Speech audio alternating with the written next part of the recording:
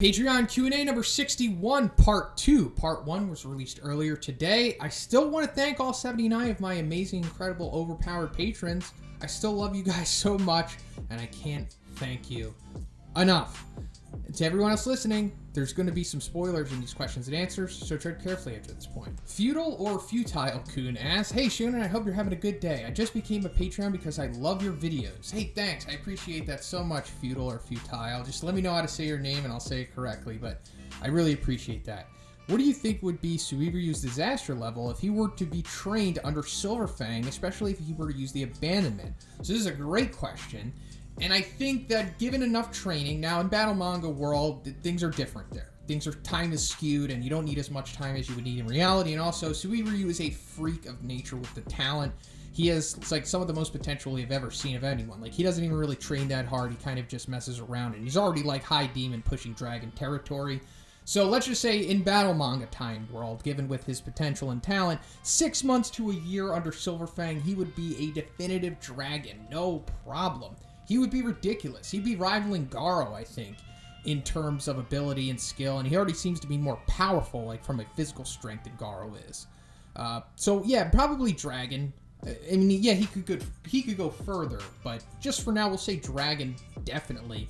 And then using the abandonment, if he learned it, I think it would probably push him up a rank. So he would go to like mid-dragon at that point. I don't think he would become high dragon. We'd have to see more from him, but just in theory right now, he would for sure be in that mid-dragon territory. Like, using the abandonment would push him to like where I think we see Garo against Orochi. SLURM asks, "What up, Z? Who do you think farted in the S-Class meeting? Have a good day." Hey, you have a good one too, SLURM.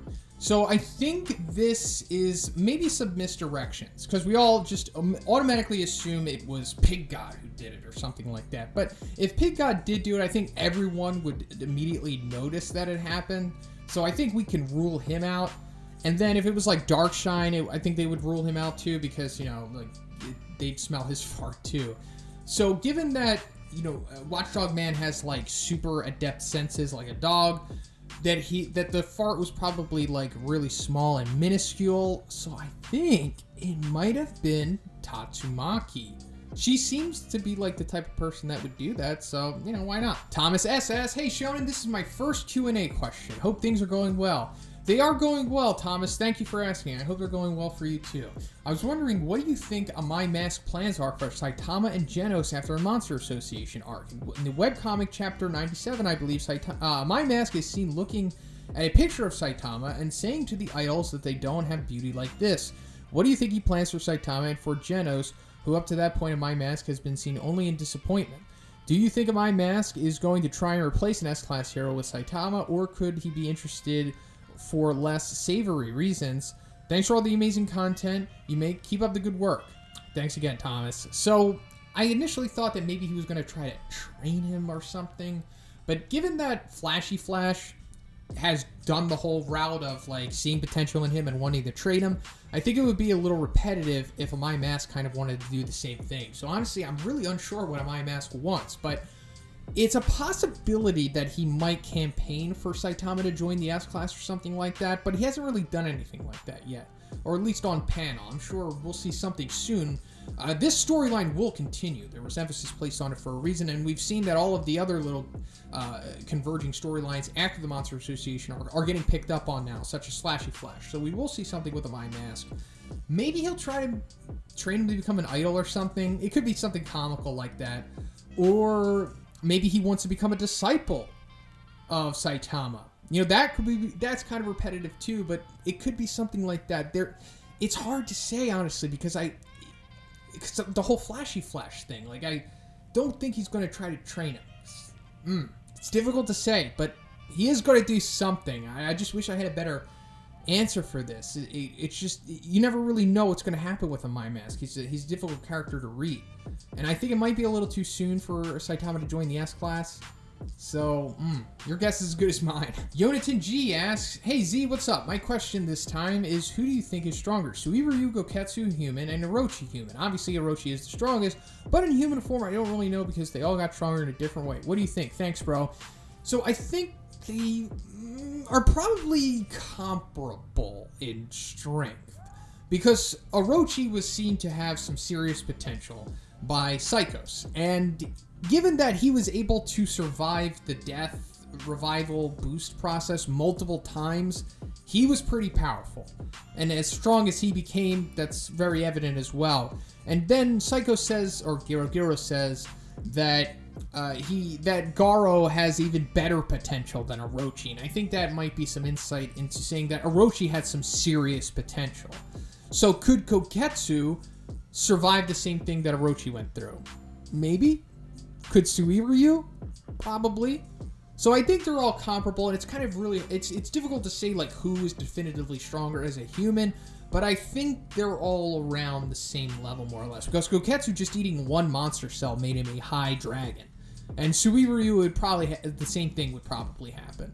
Maybe mid, maybe high, something like that. And Orochi, you know, given how he turns out, but that's from multiple death revival things. I think they're very close to each other. Zapphod B asks, hey Shonen, thanks for all the cool content recently. Hey, thank you for your support, Zapphod. I appreciate that. I like that you talked about one of my favorite monsters in the series, Withered Sprout. I personally feel like he could be quite powerful, but it might just be biased in my favor. So my question is, if Withered Sprout fought Moomin Rider, Wildhorn, and Blue Flame together, how would that fight go? So I think that it would probably go a lot better than how it did with the Surly brothers, because Blue Flame, he could support them from the side with his fire, and that probably could melt the ice more or less. But Moon Rider, man, he's gonna kind of be dragging dead weight here. I mean, I'm sure he can maybe overpower the Withered Sprout. He doesn't seem too particularly powerful, so maybe if Blue Fire can like nullify his ice powers with his fire, then maybe Moomin Rider can like grab the Withered Sprout, and then Wildhorn can like pile drive his head or something like that. I think they could probably get the job done more or less, because a big part of this though is that Blue Fire's flames are enough to overcome the ice, and that's like the what if here. What if One-Shotter and Death Gatling 1v1 fights? I think One-Shotter takes him out very easy. He seems to be very fast, very accurate, and I think he's a little too much for Withered Sprout. Now, if he's like taking Withered Sprout, if he's going easy on him, then Withered Sprout wins. And then Death Gatling I don't think would fall for Withered Sprout's like, I'm a weakling act. I think he would immediately just piece him up with his machine gun. So, more or less, I don't think Withered Sprout's going to do too well against these guys. Unless he had to jump on them, and then he just uses his ice powers, and then he would totally nullify them. I don't think they're strong enough to overcome the ice. Or Child Emperor's... what was stronger, Withered Sprouts or Child Emperor's Snowman? The Snowman power is probably stronger, considering that they were able to stop the Evil Natural Water from moving, and he's like, you know, high dragon. I don't think Withered Sprout could probably do this. Just taking a guess, I don't think his ice power is that strong. Thanks for everything, Shonen. Hey, thank you, Zapphod. Legandaryus asks, hey, Shonen, will other alien species come to Earth, and what will their reason be? Revenge for Boros or congratulations on his defeat? Maybe after Saitama reaches S-Class. So, I don't think this is going to happen in the actual, like, canon of the series, but I could see this happening in, like, a bonus chapter or an OVA or something.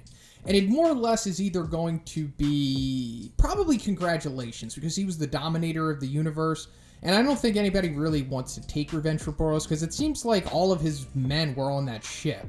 I don't think he had any of their fleets or anything, because that ship was, like, close to the size of a city. So I think anybody who was rolling with Boros was probably on the ship.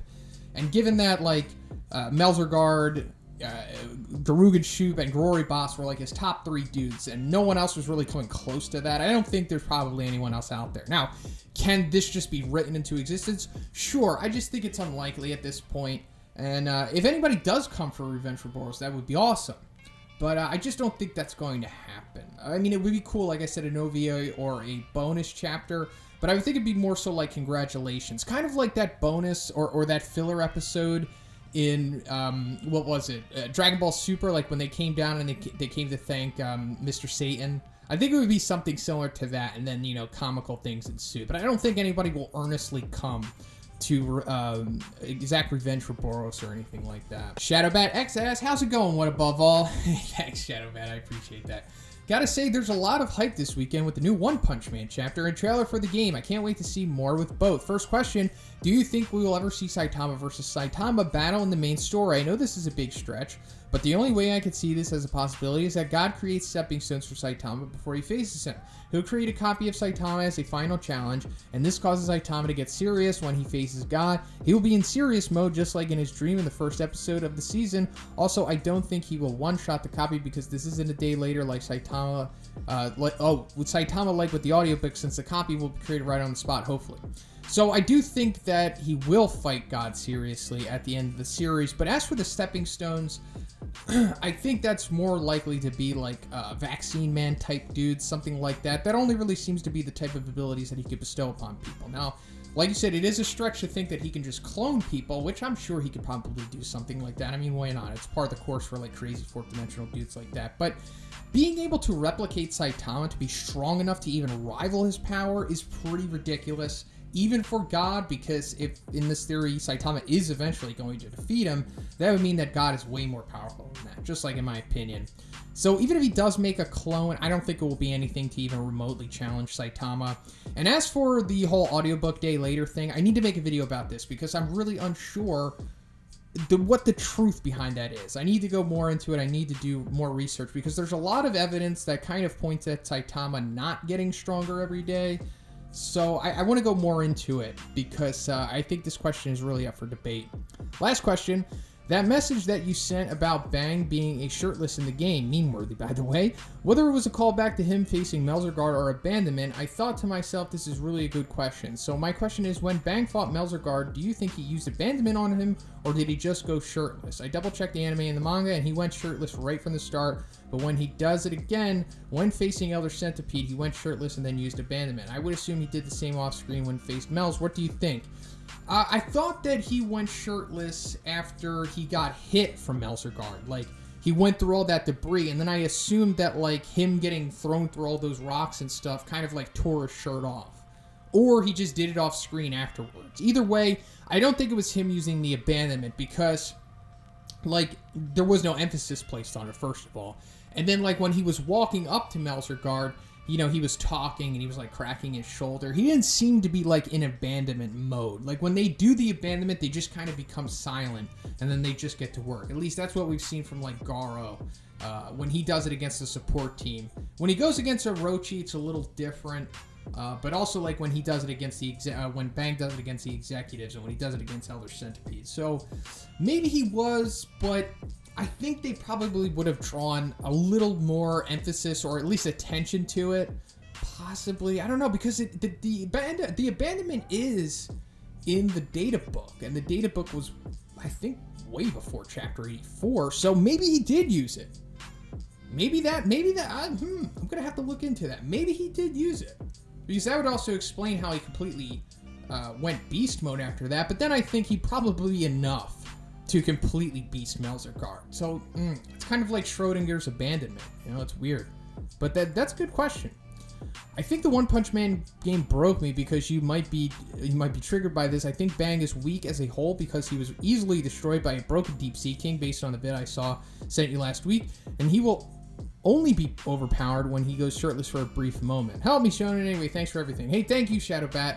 I'm going to have to play the game, honestly, because judging from that video you showed me, it did seem like Deep Sea King was pretty powerful, but maybe that was because that dude was putting a little too much emphasis on it. So that's pretty much it for the video today, guys. Once again, I want to thank all 79 of my amazing, awesome patrons.